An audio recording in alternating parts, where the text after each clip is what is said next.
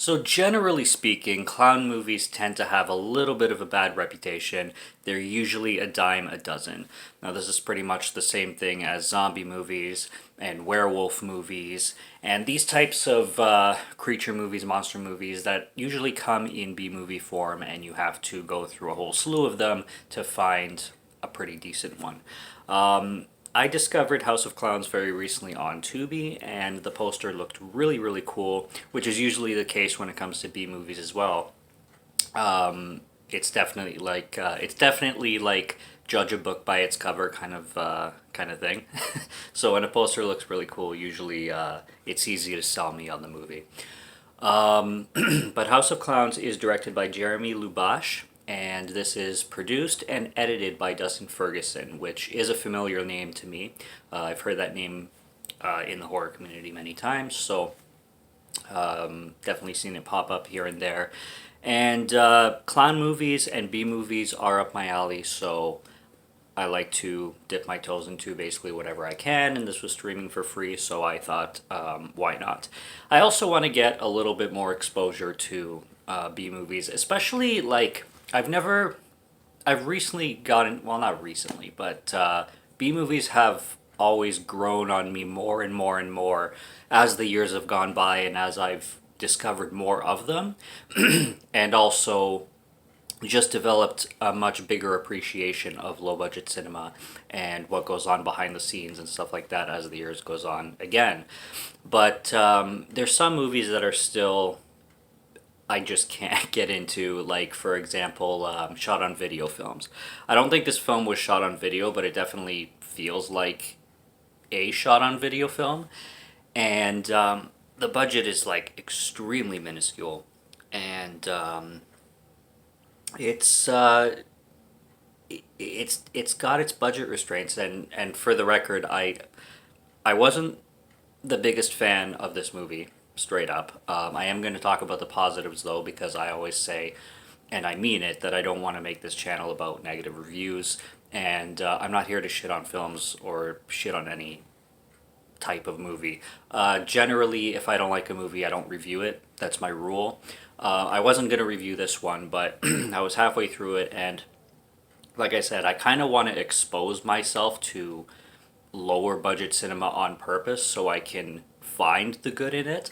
And I liked some of the characters in this one. There was this one character named Raven, who is basically this extreme goth girl who's really funny in her dialogue, and she's talking about like you're born alone, you're dying in this miserable world alone, and everything that comes out of her mouth is like just something really depressing. I liked the setting at the beginning of the movie too. It takes place, or it opens up in this Halloween store, Spirit Halloween kind of style, and I liked the design of it. Like it's definitely realistic and relatable. That's another thing I like about low budget cinema too. Usually, a lot of the elements of these movies are very much relatable and feel like real life situations. So this Spirit Halloween style store, these kids are working at pretty much. There's this really beautiful, beautiful redhead that comes in, and one of the characters who's working at the store named Christian goes up and talks to her. And he actually does a really good job talking to her. He approaches her, starts off a little bit cheesy, but she starts to pick up on him, and he continues the conversation really, really well. And she's attending this Halloween kind of like haunted house event going on where people are winning tickets to spend a night in this haunted house kind of thing. And basically, she was somebody who won the ticket, and Christian finds this out and doesn't have a ticket himself, but tries to basically find his way into this haunted house, where later on a bunch of characters who want a ticket to this house go into, and they're slowly murdered off one by clowns. It's not the low budgetness that I have a problem with. When it comes to this film, and again, I don't really understand what is going on when there is so many like camera issues and sound design issues. Like at the beginning, there's this track playing, like background music, and it's louder than everybody talking, and this goes on for 5 minutes. It's really distracting. some people, their voices are muffled. Others sound clear as day, and it'll switch up as scenes jump back and forth. Like one guy will be talking loud as hell, the other guy will be like mumbling. He can barely form a whisper, or she. Stuff like that. The practical effects, they're fine. I mean, when there's kills, they use real, or not real gore, but practical effect gore. There's no CGI in this film. This is all like hand designed and everything, which is cool. I like that. But and the camera shots are like this close to your face. It'd be the equivalent of me using my phone and just recording like a casual conversation, but having the phone like this close to somebody's face. And it's like, hey, how's it going? And then it'll like pan back and forth, and it's like, yeah, man, like I just like working at this store, and yeah, like are you going to this thing tonight? It's just things like that that I don't know why it has to be, because that has nothing to do with budget. I mean, and the sound design too. It has nothing to do with budget. It seems more effort at that point. And a film like this just seems to lack that effort in certain places. Dustin Ferguson is a really huge guy in the industry. If it's, I looked him up. He apparently works for Wild Eye Releasing on a regular basis, which this film was distributed by Wild Eye Releasing. He does the special features for Scream Factory films, and he directs some films of his own, which is really, really cool. And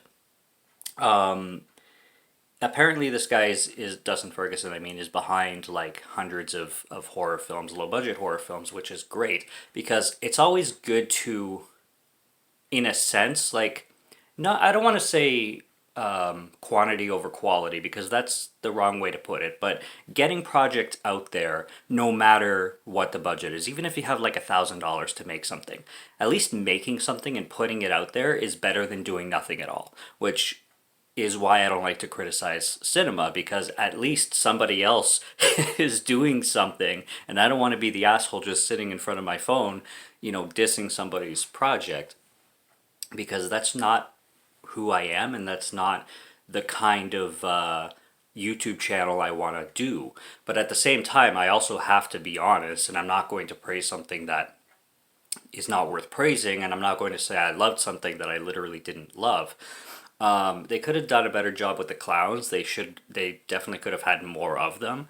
There is this one scene that they blatantly rip off a kill from the Texas Chainsaw Massacre 1974, the famous kill from that movie, and it's not inspired, it's literally ripped off. They do the exact same thing.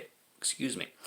And then they have a little bit of an Evil Dead nod when there's this clown like looking through this like door on the floor kind of thing. At least that's what it reminded me of. There is also one line closer to the end, and I don't know if they were also inspiring it from this movie, but it definitely sounded a little bit Shining style when Jack is like, I'm just gonna bash your brains in. There was a line closer to the end of the movie that was similar to it, not exactly the same, but kind of gave me that Shining vibe. So kudos and praise to all the effort put into a film like this, but it's just so cheaply done in so much of it, and it's not like a short film either. I mean, it's an hour and 26 minutes, and there's certain things to it that I'm still trying to understand, and I'm still trying to find the love for, because I don't know why you would not try harder when you're certain things are so easily fixed and wouldn't even cost a lot. I mean, the acting, I don't know who they got, but like I wasn't a fan of the acting personally. I can't say one actor was better than the other. It was kind of all around what it could be. The characters were great. A lot of their dialogue was funny, especially the main villain Cecil, or as he likes to go by Cecil, was a very he had a big presence to him. I like this character as a villain. He kind of reminded me of a poor man's Robert Englund. Facial features and the way he would speak definitely reminded me a lot of Robert Englund. And like I said, that beautiful redhead girl, who I think her name was Alexis or something like that in the movie, was a really good character too. There's a twist at the end too that I didn't see coming at all, but with what happens after the twist, the whole thing stops making sense because of something that happened at the beginning. So if you see what happened at the beginning and see what happens at the end, they don't match. And I don't want to say what because that's going to spoil the twist at the end, and I don't want to go there. But it's like this is a B movie, low budget piece of cinema, released by Wild Eye, which Wild Eye to me honestly has been more misses than hits. Again, just for my personal taste. That I just I'm puzzled about. I don't recommend it. Sorry, but I am trying to understand this type of cinema more and try to watch this type of cinema more, especially on streaming sites like Tubi, where you don't have to pay for Tubi, and they have a ton of horror cinema similar to this. And I'm starting to recognize also a lot of people in the industry, and a lot of them are starting to become familiar. I'm also starting to meet a lot of people who know people in the industry. So this is another big reason why I don't want to have a hate channel. I don't want to be a channel that disses movies. I want to try and find the best qualities I can in whatever I watch, even if I don't like it. And if, like I said, my rule is if I don't like a movie, if I don't like a movie, if I don't like a movie, I won't review the film.